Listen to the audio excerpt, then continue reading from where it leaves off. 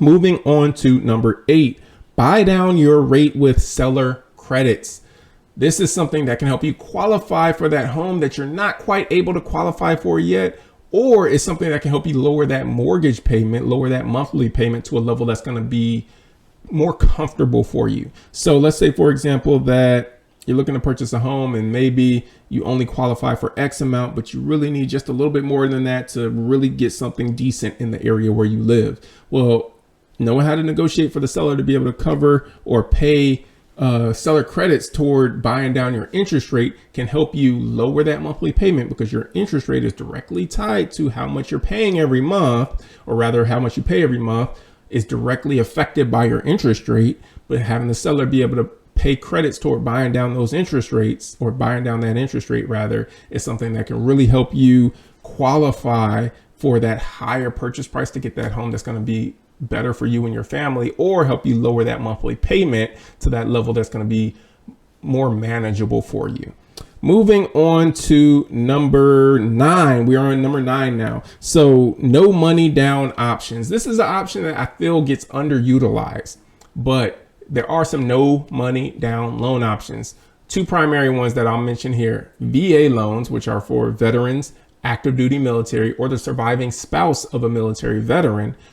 And you have USDA loans. So USDA loans, I feel, are heavily underutilized. However, it can really help you get into home ownership with no down payment, because VA loans and USDA loans do not have a down payment requirement, meaning zero money down. We're only talking closing costs. And as we just mentioned, the seller can actually cover all of those closing costs for you. And that can be something that can really help you be able to purchase a home. And so when it comes to VA loans, obviously you have to be a veteran, active duty military, or the surviving spouse of a military veteran. But when it comes to purchasing a home with a USDA loan, it's location specific, meaning that you actually have to live in an area that qualifies for USDA financing. These tend to be areas that are a little bit more rural, maybe a little bit more in the outer suburbs, but they're not in heavily populated or dense metropolitan urban areas. That's not really where you're going to find USDA loans at. And so you can go online and you can search for whether or not your home is in a USDA eligible area, and that can be something that can help you determine if this is even an option for you. Or you can make it an option for you by finding out where the USDA eligible areas are and just looking for homes in those areas. And that way you can purchase a home without having a down payment, and you can try and negotiate for the seller to cover the closing costs. And that can be a way for you to be able to purchase a home with little to no money down. So that can be hugely beneficial for you as well. But moving on to number 10, gift funds. Gift funds. This is something that if you have a rich uncle, if you have, or a rich auntie, if you've got, cousins or really good friends, someone that's going to help you out with being able to purchase this home, then gift funds are a huge opportunity to help you cover those upfront costs, because there are loan programs out there, FHA loans, VA loans, where there's no limit on the gift funds that you can receive. A friend of yours, family member of yours can give you 100% of the funds that you need to be able to purchase that home if you were going to purchase it under, let's say, an FHA loan. So utilizing those gift funds to your advantage can be something that can be really beneficial. So that's what I'll say about gift funds. We'll move on to number 11, buying a multi-unit property with an FHA loan. You don't have to buy it with an FHA loan. You can also buy it with a conventional loan. You can buy it with a VA loan. I actually love buying these with VA loans. But in any case, you can buy a multi-unit property with an FHA loan. How is that going to help you? Well, because when you buy a multi-unit property, you can live in one unit, you can rent out the other units, and you can use the rent from the other units to help you qualify for the mortgage. I'm going to say that one more time. When you buy a multi-unit property, duplex, triplex, or quadruplex, you live in one unit and then you rent out the other units, and you can utilize the rent that you're going to be receiving from those other units to help you qualify for the mortgage. So maybe you don't qualify with the income that you make to go out and purchase that triplex or that quadruplex. However, you can utilize the rent that you're going to receive as your income. So now you do qualify to go purchase that quadruplex or that triplex. Yes, quadruplex or triplex. And that can help you not only get your journey started in home ownership, but get your journey started in owning investment property as well. So you're getting kind of a win-win there by starting things off with that multi-unit property, that multifamily property. So utilize it to your advantage. Moving on to number 12, use first-time buyer programs, even if you've owned a home before. Now, this one is interesting because a lot of people aren't aware of this, if you will, but according to guidelines, you are considered a first-time home buyer if you have not owned a home within the last 3 years. So maybe you bought a home previously, but within the last 4 years, you have not had any ownership in real estate, or within the last 6 years, or however long. As long as it's at least 3 years or more that you have not owned a home or owned real estate or had ownership in real estate, then you can actually qualify for first-time home buyer programs. And those first-time home buyer programs can get you things like reduced down payments.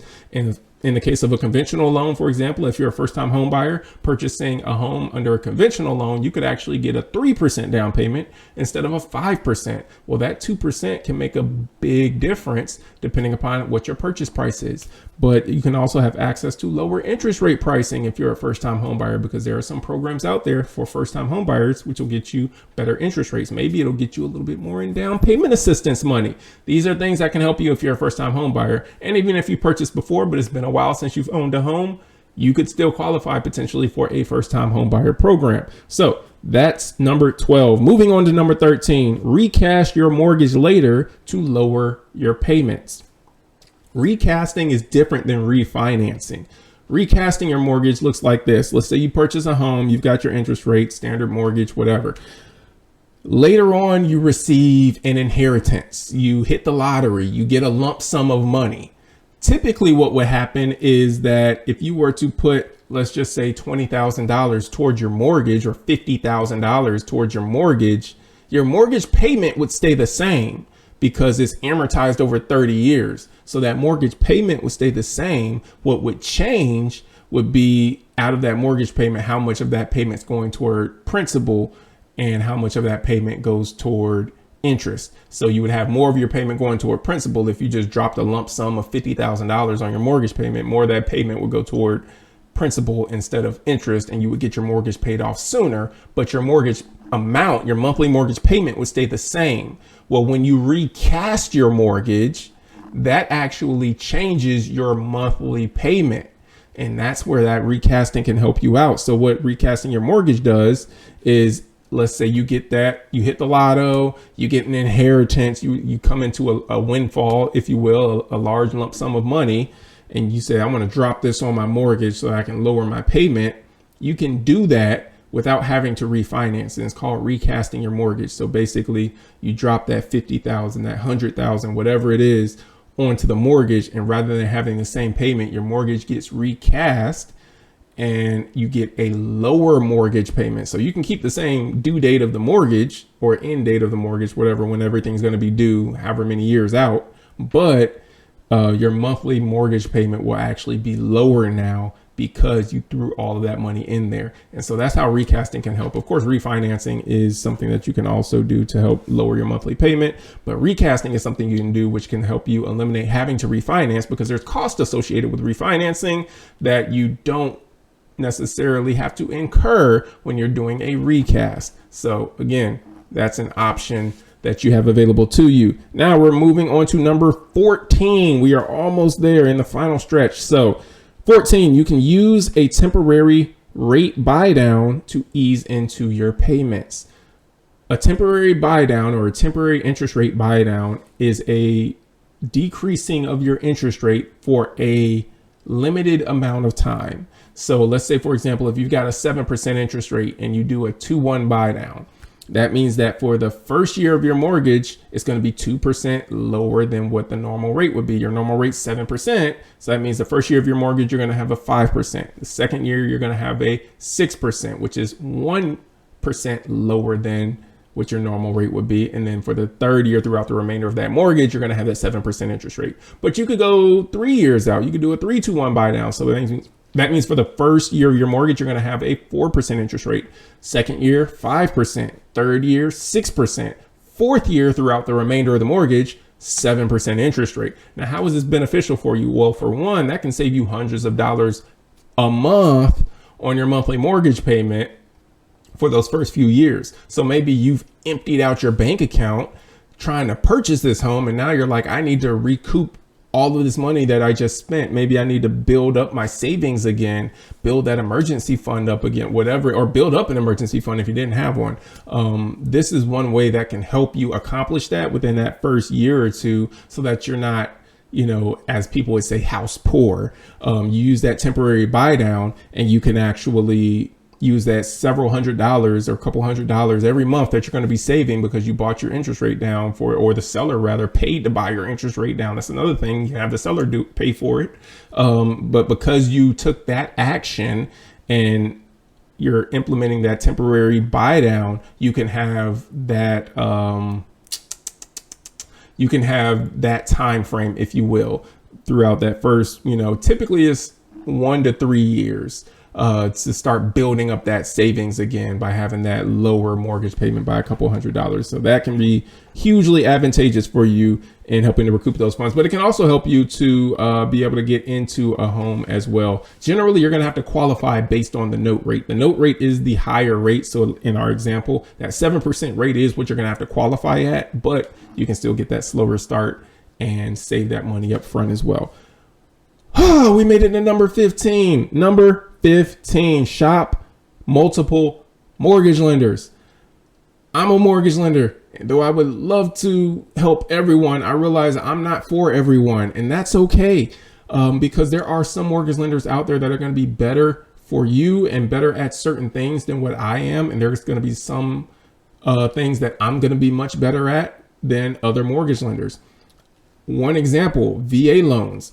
When it comes to VA loans, there are mortgage lenders out there that do VA loans, but there are also mortgage lenders out there that don't specialize in VA loans.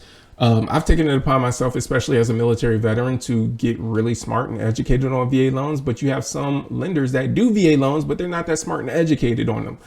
If you go to one of those lenders because they're flashing some low interest rate in front of your face, it's a possibility that they're going to miss something, because there are some things that are unique with VA loans that you don't see with any other loan program out there. Things that could cost you money and end up costing you the home as well if you're with a mortgage lender that doesn't understand these loans. That's what I mean. Making sure that you get with a mortgage lender that is very proficient at the things that they are marketing to you. They're not just giving you, oh, we do everything. And we do everything wonderfully. We're great at all the loans. Run as fast as you can. No one's great at everything. Everyone has specialties. We're really, really good at VA and conventional, but we're not that great at FHA. Or we're really good at VA and FHA, not so much good at bank statement loans or whatever else. Everyone has their niche or their niches, if you will, however you pronounce it. Everyone's good at some things and not so good at another thing. That doesn't mean they can't do the other things, but they might not be the best option for you. Also, not all mortgage lenders have all of the loan programs. So you might find some mortgage lenders that have some loan programs that they have access to. And then you find some other mortgage lenders that have different loan programs, different down payment assistance programs, different incentives that they are offering you to be able to use when you utilize them to be able to purchase your home or finance your home rather. And so this is one of the benefits to you shopping mortgage lenders, so that you can actually see all that's out there and pick what's going to be best for you. And we've made it through 15 things, according to ChatGPT, that most people don't know that can help them save money and be able to purchase a home as well. That's what I have for you. Make sure you're tuning in on Fridays, every Friday, for the Greatest Asset Community Podcast, because me and Jilly are bringing the heat. I'm telling you, it's going to be really, really great conversation. Maybe you're driving in the car on your way to work. Maybe you're coming home from work, whatever it might be. Turn off some of that bad news radio, because it's not going to be beneficial for your life anyways. And make sure, or even the music, you know what, that's not going to be adding as much to your life as what we're going to be adding to your life by educating you and telling you some of these tips and tricks and the things that we're discussing on those Friday Greatest Asset Community Podcast episodes. So make sure that you tune in every Friday. We're dropping a new episode, and then be right here back 7 p.m. Eastern time. Every Tuesday, we're going live for home finance hacks as well. That's what I have for you. Thank you for taking the time to tune in. Take care, be blessed, and we'll see you next week.